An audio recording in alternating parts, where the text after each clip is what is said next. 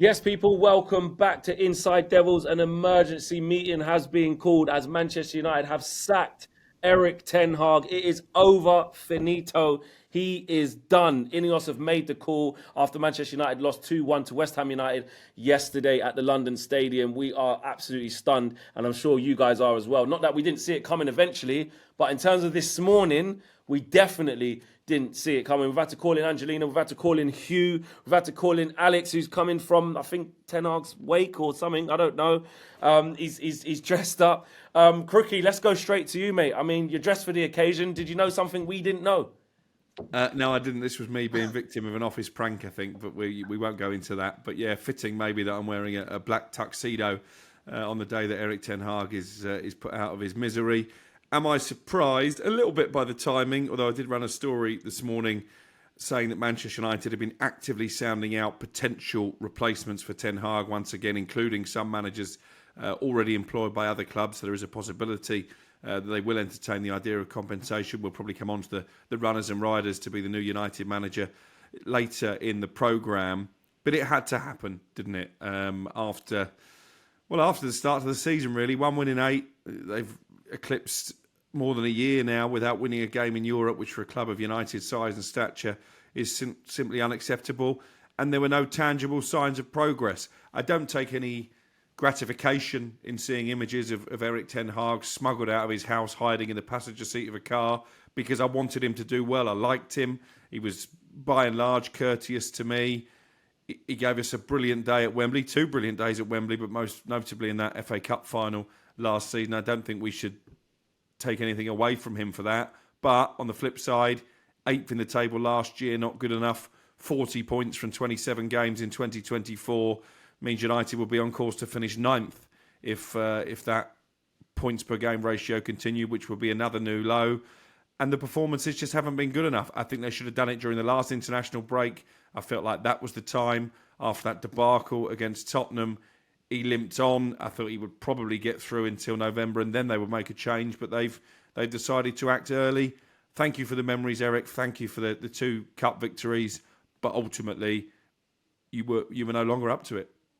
Angelina, is it as simple as that for you? I mean, a lot of people said that the game yesterday wasn't actually Erik Ten Hag's fault, and some people that I've seen opinions from or spoke to who were hanging on, thinking he could turn it around, were like, well, yesterday, it wasn't his fault. That was on the players. But is it still the right decision for you? Yeah, I get what you mean about that because the West Ham game for me felt more like we have a group of players that are not clinical and cannot find the back of the net, especially Dallo, which I don't even need to go into that. There were actually some positives from that first half. So, but that that said, the second half didn't make effective changes. The players not being able to finish chances and a dodgy VAR decision doesn't rule out that Man United have been in terrible form. So as much as maybe the finger isn't directly pointed at Erik Ten Hag after that game, it's still not been good. I think that this is the best thing. It's the right decision. I was surprised at the timing, but this is best for the health of the club because you cannot have it week in, week out when you've got, fans, staff, players, the media, everyone thinking, is it going to be this week? Is it going to be next week? He still walks away with 2 trophies. Good for him. My biggest frustrations, though, are with Ineos because what was the point of this season? They have just been absolute bottle jobs. They didn't sack him in the summer when they should have done a Louis van Gaal job. Cheers for the trophy in a bit. Bottle job's not doing that. They then bottled going for one of the biggest names because the names that Man United probably could have got in the summer are gone now. Mauricio Pochettino, who wanted to stay in the Premier League, gone. Thomas Tuchel, gone. And there will be others as well. They bottled sacking him after the Spurs game. It just feels like Ineos are supposed to be this ruthless organisation that are clever, they're operators. All they've done is dither around. So for me, that's frustrating. And, I'm sure we'll speak about it. But what does this mean for the players? The players that we've brought in, especially this summer, whether they're former Ajax or Dutch, they're Erik Ten Hag signings, you would assume. There's some link, all roads lead back. There's some link to Erik all the time. Exactly. So, are these players going to be able to survive post Erik Ten Hag? Will they be in the plans of a new manager?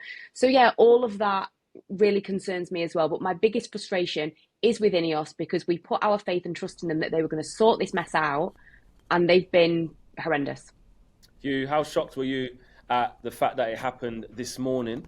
And where do you stand also on this Ineos situation, that actually their actions or lack of in the summer have put us back? Well, my shock, I guess, was tempered by the fact just before I went to bed, I watched a video of you tearing apart your studio, mate. So I'm just about finishing it now, mate. There's hardly anything left. I've got to build it back again, mate. Well, good to see it's still there at least. Yeah, I think we were tearing our houses apart yesterday. People were tearing their hair out. You know, the missed chances, the missed opportunities. I get, but ultimately, this wasn't about one game against West Ham United, even though it was actually one of United's more positive performances of the season, despite the result. You know, ultimately, Erik Ten Hag's job is not to beat West Ham United. It's to be competing with the absolute best in the Premier League. There are a number of factors that go into that happening. It isn't just about the manager, of course, but actually, I think what he has done, the impact that he has had in terms of making that happen, has been fairly limited. Manchester United were a cup team during Erik Ten Hag's time in charge, and that's why it was kind of bittersweet, because he gave us 2 cups in the first 2 seasons and an incredible moment, beating not just the noisy neighbours Manchester City at Wembley in an FA Cup final, but beating truly one of the best teams in world football during that match and actually dominating for most of it, in my opinion.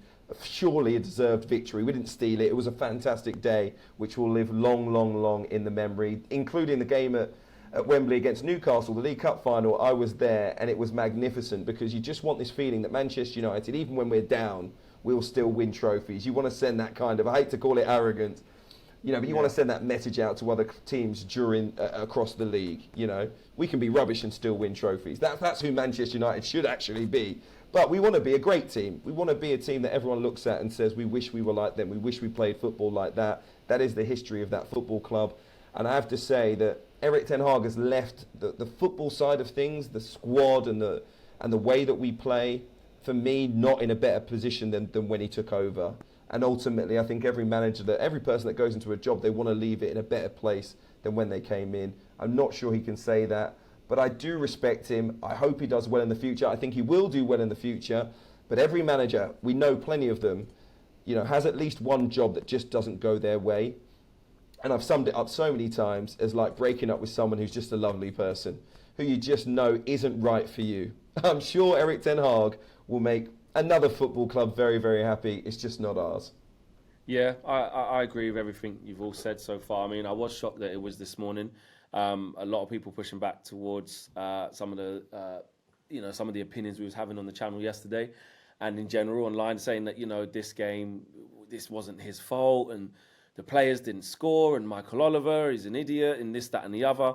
But essentially, we still saw Man United revert back to type yesterday in that game, and that is because we're not a very good team. What a good team would do, if you had a first half like Man United, where you have all the chances in the world, but you haven't quite managed to hit the back of the net, is go, flipping it. Don't worry, boys. We go back out there. They ain't very good, this lot. They're not good. We keep doing what we're doing, and we score, and we get what we deserve out of this game. But this game was just a repeat of Crystal Palace a few weeks ago. Chances galore in the first half. You didn't take them. The opposition manager makes a couple of changes. I think it was Lerma and Sarr at the time. And all of a sudden, the pendulum swings, and then we don't have an answer for that. And the reason why we don't have an answer for that is because we're not drilled well enough. We're not coached well enough. We're not a good enough team to deal with a new spanner in the works or to deal with adversity, because we haven't been coached at that level. So you don't lose your job. Look, you don't end up 14th in the Premier League just because you didn't win one game against West Ham and it's the beginning of November. You end up being 14th in the Premier League because of you got one win in 8, and you end up 14th in the Premier League because your confidence is down. You haven't won a game in Europe for a year. You've broken all the records for goals conceded, goals scored. We broke our own record for worst start in our history. It goes on and on and on. There's so many metrics that we fail in, which is the reason why we're 14th in the Premier League. And, my parents always say to me, you're only as good as the company that you keep. Well, the company that we keep is Ipswich Town are chasing us. Wolves are chasing us. Leicester. Crystal Palace luckily just got a win just then. And who else is there? Everton. Lucky for us, they lost the first 5 games of the season. Otherwise, they'll be above us. Because the last 5 games have been all right. Yeah, well, we are the company you currently keep, though, Flex. So hopefully things are trending upwards. not too bad. Away from football, I keep decent company. But in terms of the Premier League table, I do not. I mean, Crookie, let's talk a little bit about Ineos in this. Like, you know, Hughes alluded to it, Angelina alluded to it. I mean, you know, Angelina really went in on that meeting. We thought, oh, that was a bit harsh at the time, but she was dead right. If you're being honest, have they just prolonged the inevitable? And by doing that, that's a big X in their column very early into their tenure, isn't it? Yeah, it feels like they've wasted the first 9 league games of the season and the first 3 Europa League games. It's salvageable as far as the Europa League is concerned, because United have got a run of fixtures now that they should be winning. I think in terms of the top 4 in the Premier League, you can kiss goodbye to that, whoever comes in. So all our eggs have got to be in that Europa League basket now, a chance to add another trophy to the cabinet, and probably the only way we're going to end up in the Champions League next season. I backed them at the time to keep Erik Ten Hag after the FA Cup win. It wasn't just sentiment on that, but I felt, and I know that Sir Jim Ratcliffe feels this as well from speaking to my sources at United, that Ten Hag had earned the right to work under a proper sporting structure that he didn't have for his first 2 seasons. Obviously, income, Dan Ashworth, Jason Wilcox, Omar Barada, proper football people, you think, but it hasn't improved. You look at the signings, they've still got Ten Hag's fingerprints all over them, haven't they? Matthijs de Ligt, Dutchman, that obviously played his best football under Ten Hag at Ajax, Joshua Zirkzee, who I'm not sure, with the greatest respect in the world, any other top Premier League club, or one with ambitions to be a top Premier League club, would sign. Even Agate, I think, you know, was heavily influenced by Ten Hag. The irony being that he plays his best game in United shirt in Istanbul on Thursday night, and then he finds himself on the bench at the weekend. So the manager's mind was muddled by the end. I don't think players knew where they stood. You look at Ahmad's furious reaction when he was asked belatedly to come on against Fenerbahce. I think that tells its own tale. Marcus Rashford gets kept in the team when he isn't scoring, gets dropped when he is. So I think Ten Hag had lost his way. What I want to see from Ineos now is decisive action, because they had this beauty parade of potential managers that could replace Ten Hag in the summer. Then they decided to keep him and give him an extra year. They had that 7-hour meeting that you're alluding to, where presumably they spoke about the pros and cons of keeping Ten Hag and who possibly could replace him. So the new man should be ready to go. They should know already who their top target is. I don't think it will be Ruud Van Nistelrooy. I don't think it should be Ruud Van Nistelrooy, because you're running the risk of repeating history with Ole Gunnar Solskjaer. I'm not convinced that Ruud is ready yet. He'll be in charge against Leicester. I'm looking forward to that game. Now I'm taking the kids. I was dreading it, I've got to be honest. But I think the atmosphere will be good. I think you might see an improved performance from United. But I wouldn't mind the new permanent manager being in place by the time Chelsea come to town, because Ineos has got no excuse not to act quickly on this. I just want to pick up on that, Crookie, because I think Ineos made a huge mistake by keeping Erik Ten Hag in the summer. All these cost-cutting measures at the football club, that decision will cost us hundreds of millions of pounds and likely delay any kind of improvement in terms of league position, trophies and results, because whoever comes in is going to be starting from scratch. We got Deadwood out, we got new Deadwood in. That's what happened for me in terms of this summer. You know, players who aren't performing at the highest level being given decent contracts and long-term contracts who will be hard to move on. That's the exact position that we were in previously. So for me, that was a huge error. They had a long period of assessment. What we've learned at the end of that period of assessment, where Sir Dave Brailsford took a look at all the intricacies of the club, we ended up with redundancies that many fans were unhappy with off the back of it. What we learned is the assessors aren't very good. The assessors aren't very good, as far as I'm concerned. Because anyone that knows football, to keep Erik Ten Hag in the summer, I get it, to work with an improved football department. But when the stories come out that you've been speaking to other managers, that's their decision to go and do that. So you can back him to his face, but behind his back, you're going to look for a new manager. We read all the stories during the summer. At that stage, his time was already over, because none of the players were going to trust that he was going to be the long-term manager. It means all the issues, any issues, well, basically, we're like, well, this guy's going to get sacked soon. Any issues for Ten Hag? This guy's going to get sacked. He's not the long-term manager. Anytime he spoke to the media, it was so instructive when the media start to push back at the manager. When he said, oh, what do you think of it then? And I think it might have been Ian Ladyman just reeled off on the top of his head all the issues with the team. Now, you would never do that. Okay, Sir Alex Ferguson's even a bad example, but you wouldn't want to do that to Louis van Gaal or Jose Mourinho or any of the managers we've had since. Accept the ones who you know aren't good enough to do the job. And as soon as that started happening, it was clear for the world to see. So in terms of you saying, oh, he should have got sacked after certain results, for me, when these things are happening, when the manager is undermined in such a way that he has no authority, well, that's the time to move on, regardless of results. And also, I think we need to rewrite the narrative a little bit. The narrative was that United had assessed these options. They decided that Ten Hag was the best man for the job. Actually, I know for a fact that Roberto De Zerbi rejected their advances. So too did Thomas Tuchel, and I believe Kieran McKenna did as well. So if one of those managers had said yes to the job in the summer, I think the outcome may well have been different. Angelina, when we've seen Erik in these press conferences and how he's handled himself and how he's come across, then of course with the principles in which he's tried to instill into the players, which obviously didn't work. Was he a sitting duck from when these sorts of things started to, arise, or do you think it was just out of him backing himself to truly turn this around? Because a lot of people were saying, actually, well, I'll quote you probably, the sort of delusional side, saying, why is he saying that in the press conference? What's he making this decision for? What I'm asking is, did he start to sort of lose all form of control very, very quickly and start acting out of sorts, or do you think that was just a quest for him that he really did believe in his mind he's going in the right way? It was well, you can say that, but we'll be there at the end of the season. Trophies. Me and Crookie, and well, like you said as well, Angelina, we couldn't believe it. We walked out of that press conference, we went, did he just put himself sort of shoulder to shoulder with Jose in using the term we? And we went, I'm sorry. How do you see that, Angelina?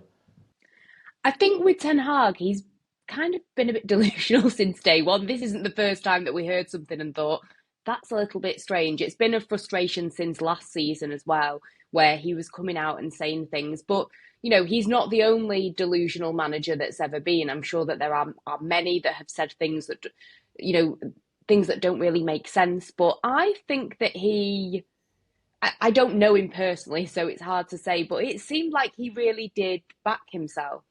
It seemed like he really did believe what he was saying. I've heard that behind closed doors, he's a much more relaxed person.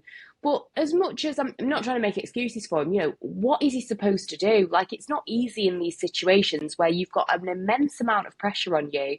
You've got Ineos probably breathing down his neck a lot more than we knew. And he's got to come out in these press conferences and say something. I'm not saying that it's okay to be delusional, but it's not an easy position to be in when you know what you're seeing on the pitch. You know that they're not performing well, but you've still got to try and be positive. I think whatever came out of Erik Ten Hag's mouth, he's damned if he does and he's damned if he doesn't. Not that it, like I say, that it means it's okay to be delusional, but I think that in my personal opinion, it seemed like he really did back himself, which I guess is quite worrying, because as much as, like I say, it's hard for managers, you have to be positive, surely. At the same time, some managers are able to have that balance of being quite realistic and saying when things aren't good enough. And he never really got that balance. And his communication has been a massive talking point. And I don't even think it's an excuse of English not being his first language, because there are managers with a poorer command of English that still manage to make themselves known. I think about somebody like, I don't know, like a Carlo Ancelotti. I don't think his English is amazing. Emery's a perfect. Unai Emery, yeah, their command of English isn't amazing, but they are able to get their points across. And I think that the communication thing was definitely a big layer in this. Yeah, I do want to talk about that in terms of, it is kind of venturing into the type of personality we think should be manager of Man United. But having been in, I'm sure all of us here have been in many press conferences that Erik Ten Hag's been in. And you do, I don't care what type of fan you are, you do get that, like, he's not really gripping me. He's not really filling the room with, like, he's owning it. I mean, I went into Jose Mourinho's presser, and I know that's, one of the GOATs, but even now with this version of Jose at Fenerbahce, where he's pretty much feet up on the beach, I was just in there, and I'm just riveted. And I go back to when we played Bayern last year under Thomas Tuchel. I did home and away, and I went to both pressers and asked Tuchel a couple of questions in both. And I remember I've said this before, and I'll say it again, the answers that he gave me, I turned to my colleague, I went, God, he's bloody good, isn't he? Like, I just felt like, you know, a Man United manager needs to have that. And you know what? At the start, we do have the siege mentality. We do have the, you know, everyone just wants to see us fail. They're talking about his blazer; it's too big. And I saw, remember Simon Jordan on a couple of the, you know, the shows was saying that, you know, his suit doesn't fit properly. You know, just things like that. And I was like, oh, I'm not having that. They just want to see us lose. But you see it transpire, and you go, yeah, I kind of get some of these things. Hugh, how important is it that the Manchester United manager does have to have the charisma, can control a room, can sort of, you know, have that siege mentality, but obviously, and of course, can't just be all off the pitch. You've got to back it up with results on the pitch too. It's so funny. On talkSPORT, on the day that Erik Ten Hag was appointed, we had a Dutch journalist on. And the first thing he said in his answer in terms of what's your reaction to Erik Ten Hag being appointed, he said the main surprise is his English isn't great. That's what a Dutch journalist was saying on the day he was appointed. He said, for most of us here, we would assume that Manchester United would want someone whose English is better. He was like, he can speak English, but he's not a fluent English speaker, and you'd expect that if he's going to change, you know, he's going to be an organisational impact, a huge impact across coaching, but also, of course, with the media, that he needs to communicate a little bit better. My assumption in that first season was, living in England more, his English is going to improve, his communication skills are going to improve. His social skills was the biggest surprise for me. You know, this is not casting aspersions on anyone, but he is a very unique type of character and almost an introvert, it seems.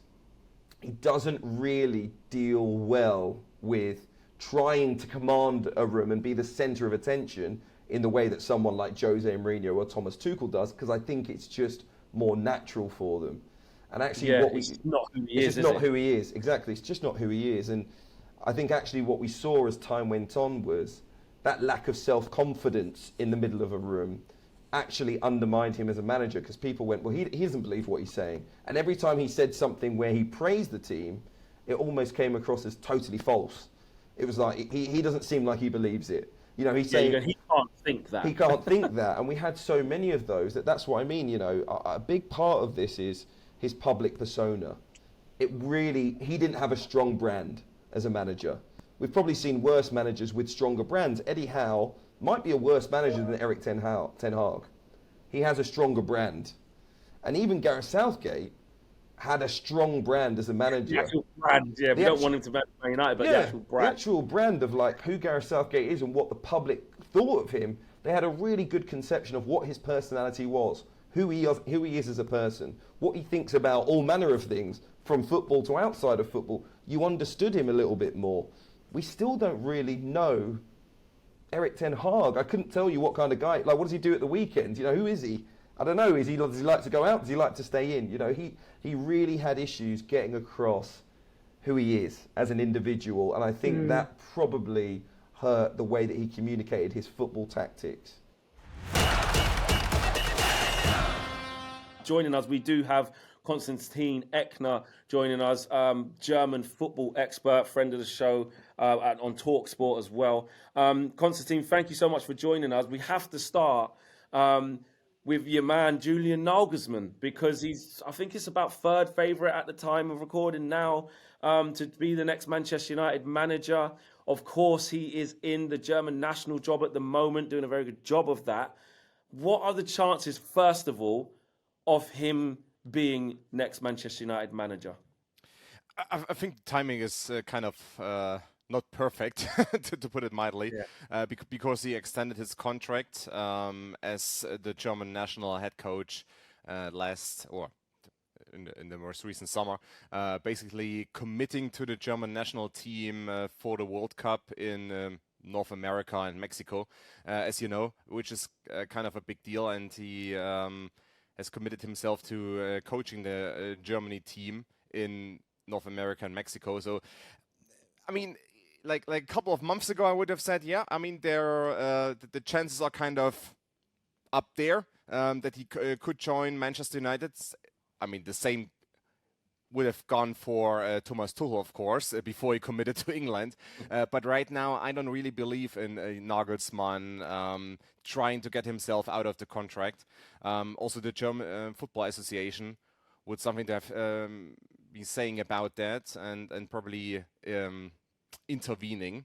But also, I think right now Nagelsmann is really enjoying being kind of popular in Germany, which is the first time ever, because he has done a great job with the Germany team. And also, I mean, that World Cup, the World Cup in 2026 is kind of a huge deal because, I mean, it's played in the United States and, of course, and also in Canada and Mexico, but especially in the United States. And so, I mean, it will probably be the biggest tournament ever. And I mean, at least attempting to win the World Cup with Germany on such a huge stage is of course a big deal. And I think Nagelsmann after the World Cup still has a lot of options. So I don't really see it right now. I mean, as I said, like a couple of months ago, I would have said, yeah, Nagelsmann, he's aiming for a big club. I mean, he was looking at Real Madrid and probably a few other clubs, which would have maybe have an opening. But right now, I think it's not really the time to hire Julian Nagelsmann. It's interesting because a lot of people have been talking about how what he would be like if he was to be at Manchester United. One question I did have though was that Bayern signed Matthias de Ligt and Mazraoui whilst he was at Bayern Munich. Did he actually get on with them? Did he get the best out of them? Do you know much about what his relationship was like with them? I mean, I think as opposed to Tuchel, who had trouble and kind of issues with some of the players, including de Ligt, actually, I think Nagelsmann got along with most of the players at Bayern Munich during his time. I mean, it was just that the higher ups at Bayern Munich didn't really see Nagelsmann and the team progressing in the way they wanted the team to progress. Which was, I mean, in hindsight, I think it was kind of a bad decision by Bayern Munich to actually sack Julian Nagelsmann. But, I mean, it's hindsight. So whatever. And it happened in 2023. So it, at least in the football world, it happened like a long time ago. Yeah. But I think Nagelsmann, he did a good job there. He's not the easiest character to deal with because he wants to be in charge. He also wants to be the focal point, usually. I mean, sometimes clashing with some of like the star players because as the head coach, he still wants to be like the focal point. And of course, that's, I mean, as you know, like some of the star players, like kind of, at least they want to be the focal point as opposed to the head coach. But I mean, that's a different story. But I think overall, I mean, he got along with Mazraoui and de Ligt and with most of the players. I think it was more like Tuchel's issue that he didn't get along. But I mean, same goes for right now. Nagelsmann coaching the Germany team. I don't think there's any player, any German international right now who would speak ill or bad about Julian Nagelsmann, which is interesting because you usually don't have that. Can I ask you if you genuinely think he has the character, the personality to change an institution like Manchester United? Bayern Munich is, I guess, something that we feel aligned to Manchester United in terms of the history and the size of the football club. But clearly, Nagelsmann did not have to rescue them from the position that Manchester United are in right now. Has he shown that at his other clubs? Obviously, you know, he was famed for coming up as a young manager at a very different type of football club. Would maybe that experience be better than what we saw at Bayern Munich? Yes and no, because I mean the clubs he coached previously before he joined Bayern Munich were Hoffenheim and Leipzig. Two ambitious clubs, of course, but I mean, especially relatively speaking, smaller clubs, right? I mean, especially Hoffenheim, they have a lot of funding due to Dietmar Hopp and SAP, and also RB Leipzig because of Red Bull. But still, I mean, compared to Manchester United or Bayern Munich or Real Madrid or Barcelona, right? I mean, they're rather smaller clubs. So, I mean, he did a tremendous job there, but he had a lot of freedom there because they trusted him, especially at RB Leipzig, because he came there after a successful stint at Hoffenheim. He rescued Hoffenheim from relegation, actually. But it's really hard because like Manchester United is in a kind of a unique position because it's, I mean, in terms of revenue, is like the fifth biggest club in the world. And in terms of membership and like notoriety, is one of the biggest clubs in the world. I mean, there's no point in comparing. But I think The like biggest, Constantine, the biggest. I know, but I'm just stating facts. But you know what I mean. Like it's one of the biggest clubs in the world. Whatever. I mean, there's no point in comparing United to Real Madrid and then saying one is bigger than the other. But you know what I mean. It's one of the top 5, top 6, top 7 clubs. But as opposed to Bayern or Real Madrid or Barcelona, Manchester United have had been in kind of a slump for quite a while. Meanwhile, I mean, Real Madrid, they just suffered a big loss in the Clásico, but overall, I mean, they're still in a great place. Let's be honest. I mean, especially compared to Manchester United. So I don't really know. I mean, that's a question. Like, I don't really know who actually has the character to turn the Titanic around, which, I mean, in that picture, the Titanic is Manchester United. And that's so, I mean, even Jose Mourinho, in a sense, and I mean, he has probably the biggest ego in the world, or at least in the footballing world. Even he struggled to turn the ship around. So that's why it's really hard to judge. I think Nagelsmann, he has done a tremendous job, especially coaching the Germany national team. But as proud as Germany are when it comes to football, and as proud as the Germany national team is when it comes to just past successes, it's not really comparable to to Manchester United. I mean, Germany is a proud football nation, but still, I mean, if they lose a game against Denmark or something, it's not the end of the world. But Manchester United, with all due respect, have been like in a long-standing crisis. I mean, it's not really there's no way to answer. I mean, I even think like anyone, like even Carlo Ancelotti, who might be, in terms of like achievements, who might be right now the most accomplished head coach who's existing in European football. Even him, like I could see Carlo Ancelotti like actually struggling to turn Manchester United around. 100%. Basically, Constantine saying, "Good luck with that." No one's going to be able to do that. I mean, there's no Schadenfreude there, but I mean, I'm just stating the facts, right? It's absolutely. It's an impossible job. We wanted to go from one German to another. Sebastian Hoeneß of Stuttgart.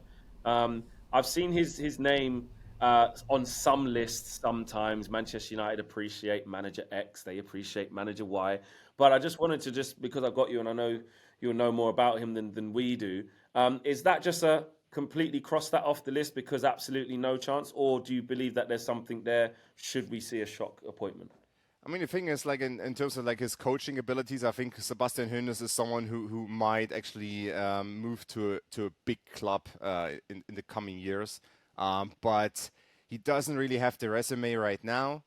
And also he's still like kind of developing as a coach. He's kind of a Roberto De Zerbi disciple. He does a lot of things that De Zerbi did at Brighton. I mean, right now De Zerbi at Marseille might be a different story, but especially like De Zerbi's work at Brighton. I mean, of course, that's kind of applauded across the board. And Hoeneß is someone who has not tried to copy, but he actually interned at Brighton, and he tried to, just leaned into what De Zerbi did at Brighton, because Stuttgart are in the same position. Stuttgart they just sold their best players. Anton and Guirassy, they went to Dortmund. So and they really, I mean, they replaced them, but with players who didn't really cost that much money. So it's a totally different situation, because Stuttgart, because of just the past 10 or so years, they really don't have that much or that many financial resources. So he's working in a completely different environment. But in a few years, I think Sebastian Hoeneß might be an intriguing name. But right now, especially, I mean, Manchester United sitting in 14th place, and Hoeneß not really having the resume. I mean, let him lose like 2 or 3 games, and he would get slaughtered by the media and so on. So yeah, but I think as a coaching prospect, he's kind of intriguing, and I think in a few years he will be. And also, I mean, his uncle is Uli Hoeneß, so who essentially have been running Bayern Munich for the past 30 years. So I mean, it's not like he to have. Yes, of course. I mean, it's like Uli Hoeneß. Also, there's some controversy revolving around his person, but still, I mean, having a power broker like him in your family might help at some point. Yeah. But right now, I mean, imagine like Hoeneß coming in, even if he has success in the beginning, like as I said, like 2 or 3 losses, and I don't know if he would deal well with the English media and the Manchester media. Yeah, it can definitely be very, very ruthless. And lastly, before we let you go, we know that Thomas Tuchel obviously did go to England and take that job. How surprised were you for him to take that? And do you think he would have been a good candidate for Manchester United as well? I mean, I would have thought that of all the, let's say, German-speaking candidates that have been rumored to might replace Erik Ten Hag at some point, I think Tuchel would have been the most realistic candidate, actually. I was surprised in a sense that he would actually take over the England national team. I wasn't surprised that he would go back to England. I've stated that before on various programs, because I know that Tuchel feels that he is much more appreciated in England compared to Germany. Wow. For various reasons. I mean, he did well at Chelsea. And I mean, Tuchel is a bit of a different kind of animal when it comes to his resume compared to Nagelsmann or especially Hoeneß, because he did well at Chelsea. He won the French championship with Paris. He did well at Bayern. He did well at Dortmund. So, I mean, it's a bit of a different story, right? And he's also older. I was surprised, but I mean, they offered him kind of an interesting job, leading England to the first World Cup win since 1966, which is, I mean, let's be honest, like that's an eternity ago. I mean, my dad was 10 years old back then, so I mean, it has been forever. It has been an eternity since England won the World Cup. So I mean, in a sense, I see why he took the job, but I was still surprised because I also stated previously that I believe that Tuchel actually would still be aiming, or at the time would be aiming for the Manchester United job and would just be waiting for Erik Ten Hag to be sacked. Because let's be honest, I mean, going into the current season, the chances and the odds of Erik Ten Hag being sacked at some point were quite high. And now it happened, of course. But I mean, maybe Tuchel thought, because he had talks with Sir Jim Ratcliffe at some point earlier this year, and that talks went nowhere. So he might have thought that maybe, all right, the Manchester United job is not my job. They might take someone else. They might actually just promote Ruud Van Nistelrooy, which now happened in a sense. Yeah, it does. Listen, Constantine, thank you so much for joining us and giving us your point of view. We really appreciate it. I'm sure we'll catch up with you soon. When it's Nagelsmann who actually does take over Manchester. I will be surprised, but I mean, I take it. It would be interesting to see Nagelsmann there, and also I would think that Nagelsmann dealing with, sorry to say, but dealing with some of the higher ups at Manchester United, it would be an intriguing story.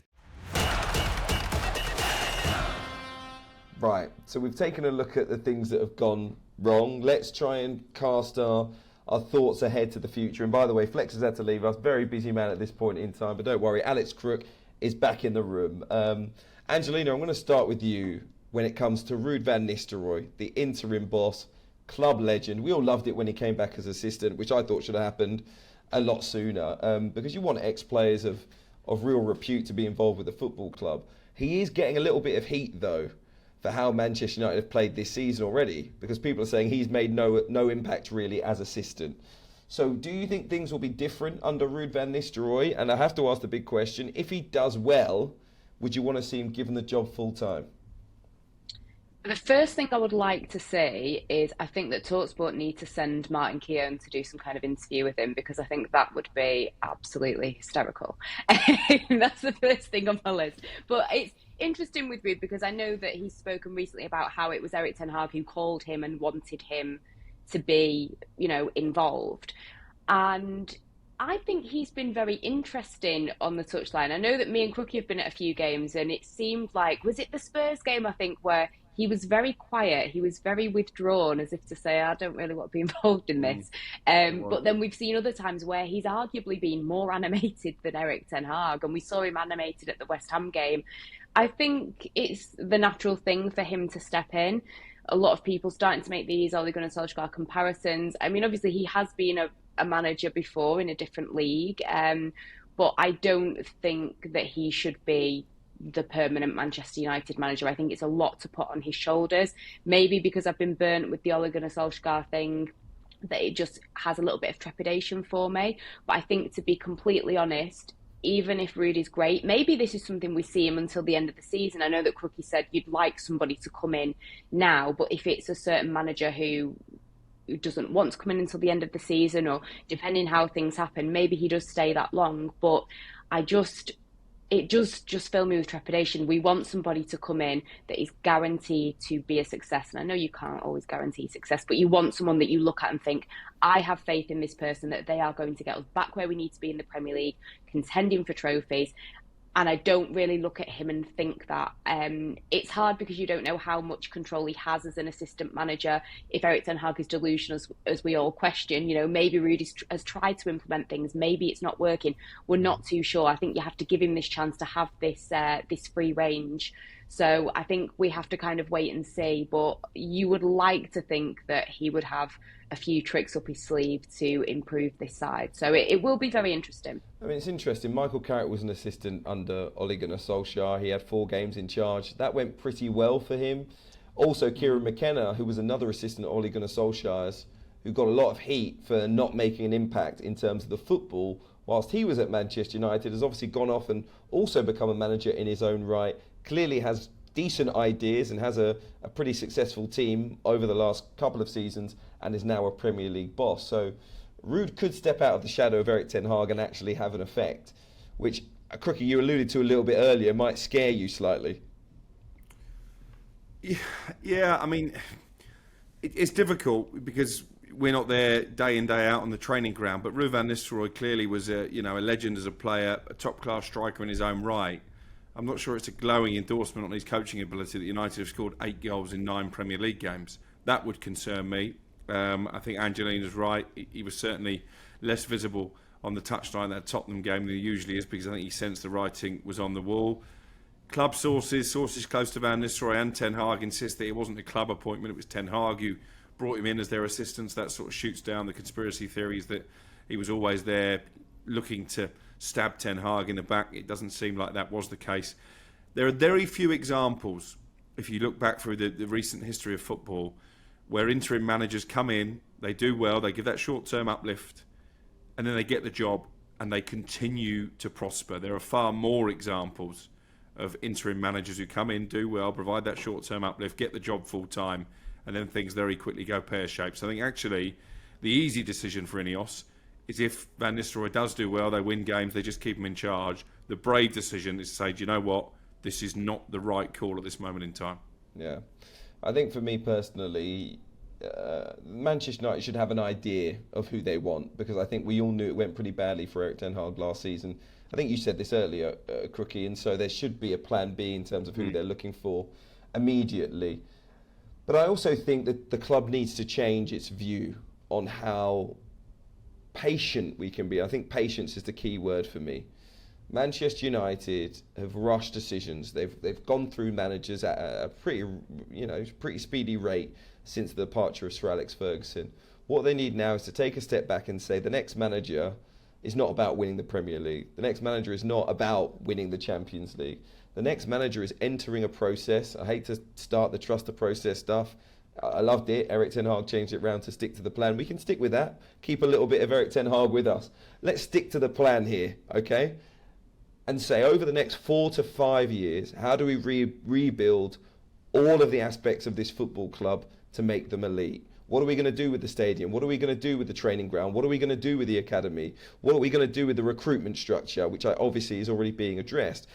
What is our strategy when it comes to signing players? Are we going to go young, under 23 years old? How much are we going to spend? Are we going to be held to ransom for a player? Are we going to spend 150, 200 million for players that are world beaters? Is that going to be the thing? We really need to see what that process is. And when we enter that process, that needs to be given time. Hopefully at the other end of it, Manchester United are where we all believe they should be. But I think everyone needs to be aware of this. So Jim needs to be very public about it. The Glazers need to say something, because they still are the vast majority owners of this football club. Ashworth, Barada, all of these people that have brought in, Wilcox. Let's get the message out there.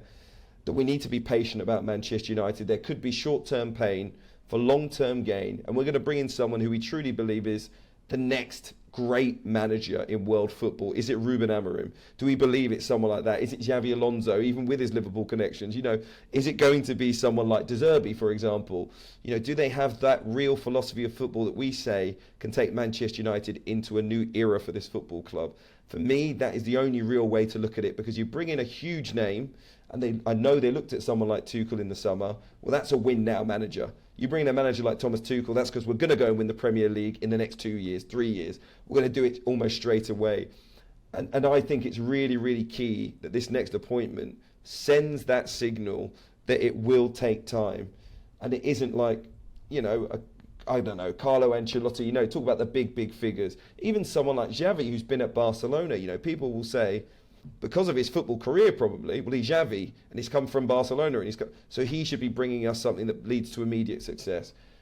Guys, it may well take a long time to get back to where we want to be, which is why the next appointment for me is key. Someone young, someone with energy, someone building their career who can work with young players and make us great again. Not to get into the election stuff. What do you think about that, Alex? Well, I think you make a great point, and I feel like Ineos are going to want to bring in a manager who's going to build foundations, who's going to build for the long haul, who's going to be committed to the plan, to the process. I think Thomas Frank with Ineos would tick an awful lot of those boxes. I think Eddie Howe would tick a lot of those boxes, and someone who worked with Dan Ashworth. Their relationship wasn't best of friends by the time that Dan Ashworth left, but I think Dan Ashworth has enough football acumen to realise that Eddie Howe could come in and do a lot of those things that you say. I think Amorim is someone who wants to lay down roots and build for the future as well. I think if you go for the Hollywood appointment, the Julian Nagelsmann type appointment, then that is more focused on short-term success. So I feel like they're more likely to go with a manager who's going to be there for the long haul. And as I say, I would certainly keep a close eye on Thomas Frank at this moment in time. Thomas Frank, Angelina, your thoughts? It's an interesting one. It's not a name that I would be completely against. I know that he's spoken in his press conference and spoken about how he has a responsibility to Brentford. He's happy at Brentford. Earlier, Hugh, you were talking about Ten Hag and how it's like you're dating someone and they're a nice person, but they're just not for you. Thomas Frank, it was almost, like someone who stays in a relationship with someone because they've got kids or something. I don't know. Like, I've got a responsibility here. I need to focus on that. He didn't totally rule it out. I think that it would be an interesting appointment. I think that the style of football would have to change, which, people question if Man United even had a style of play. So that would be, something, it's got to change. We know the style of play has got to change. I think that he's the type of person, you look at how he's dealt with the Tony situation. I think that he's the type of manager who would be empathetic to players, especially I'm looking at somebody like a Marcus Rashford. As much as we have seen, improvements and things, I would be interested to see how he would deal with, if players aren't maybe willing to run as much as he would like. Is he going to accommodate those kind of players? Could those players potentially be sent their marching orders? These new players that we've come in, how would it work? He's not a name that I am completely against. Has he proven himself with trophies? No, but he's proven himself to be a very stable force within the Premier League, and I think that's something that you need. And like Crookie says, if you look long term, there is a Danish connection as well, isn't there, with Rasmus Højlund and Christian Eriksen. Fantastic! We need another connection. Yes, we've just got rid of the Ajax and Dutch connection. Yeah. Let's get a Danish one. Brilliant. We're making a journey around Northern Europe at this point in time, so we'll hit the rest of Scandinavia on our way back to the UK. Now, I ultimately think, and you mentioned Eddie Howe, for example, style of play when it comes to the next manager is key. What it takes to win a Premier League right now is to really have a controlling style of play. Attacking football, yes, but even if you look at the success that Arsenal have had at times, just nullifying the opposition completely, boring people to death at times in terms of their possession. It's worked for Manchester City, it's worked for Liverpool with a slightly different style under Jurgen Klopp, albeit front-footed. It's clearly worked for Manchester City too. If you want to mix it with them, the likes of Eddie Howe, I'm just not personally sure that that's going to be his style. Effective, yes. I know people talk about Unai Emery, for example. I don't think he'll leave Aston Villa. But is his style conducive to winning the Premier League? Being very successful, being very competitive, yes. But I think we're Manchester United, and we need to set a very high bar here that we're going to be working our way back to being one of the world elite teams. That means we dominate teams. That means we score goal after goal after goal. That means we get people off their seats. And that number 7 shirt once again becomes a coveted shirt in world football. No offence to Mason Mount, but that is filled by one of the most exciting attacking players in world football. That's the Manchester United that we know, we love, we pay for, that we want to go to the Stretford end and cheer on. And I think that team, and today I think is a monumental day for the football club, because I think we've got one step closer to that coming back. I don't know about you two, just to end on this note, I'm hugely optimistic, and this is no disrespect to Erik Ten Hag, that the club can make a decision here which can get us back towards where we want to be. Do you think there is a positive end to this story, Crookie? I hope so. I'm not quite as confident as you are, just because of the way that Ineos have dragged their heels so far. But despite what Simon Jordan says, this is going to be their first managerial appointment. Yes, they triggered an extension in Ten Hag's contract, but I think only because at that time they didn't see a suitable replacement available. But it's a massive call, isn't it? Because the manager is going to be so fundamental for the future success of the football club. It's the 6th permanent manager that the club are looking for since Sir Alex Ferguson left.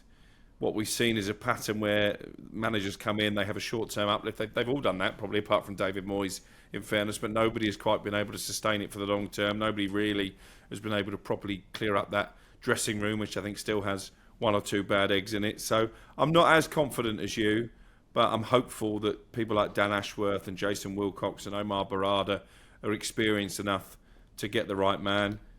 I'm not as happy that maybe Sir Dave Brailsford, let's be honest, is a cycling coach. He's going to have a big say. Yeah, listen, it's interesting actually, just to get you to mention the players. You mentioned a few bad eggs. I'll leave the final point on this because I think we haven't actually mentioned them as yet. And Angelina, I'm sure you got strong views on this. The players at Manchester United, what responsibility do they share in what's going on right now? Where do you think we need to make changes on that pitch in terms of players leaving the club, players staying?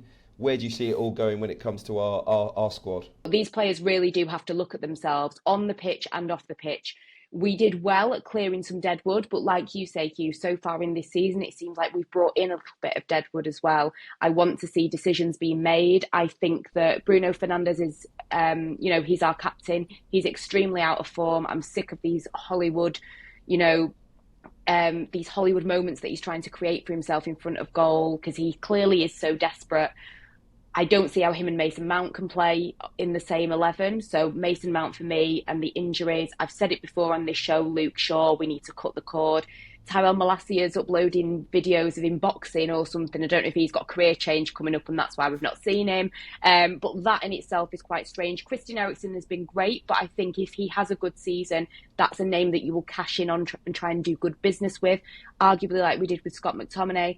I think a decision needs to be made on Marcus Rashford and what's going to go on those wings. And of course, let's be honest, Anthony has got to go. How they get rid of that man, I'm not too sure. But yes, there's a lot of changes that still need to go on. I think this team, areas of it has potential, but they're nowhere near where they need to be.